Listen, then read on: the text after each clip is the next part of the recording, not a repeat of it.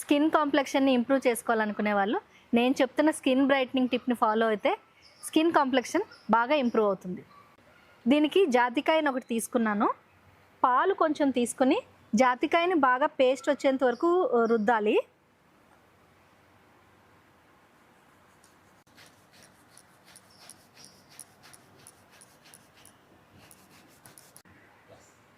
ఈ పేస్ట్లో కొంచెం మంజిస్టా పౌడర్ వేసుకుంటే స్కిన్ కాంప్లెక్షన్ చాలా బాగా ఇంప్రూవ్ అవుతుంది.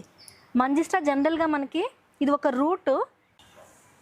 Skin lightning, skin complexion improve చేయడం కోసం ఆయుర్వేదంలో ఇది చాలా బాగా యూస్ చేస్తారు మంజిస్టాని.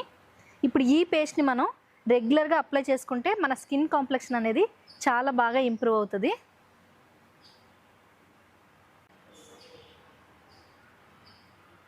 మొత్తం ఫేస్ అంతా అప్లై చేసుకోండి.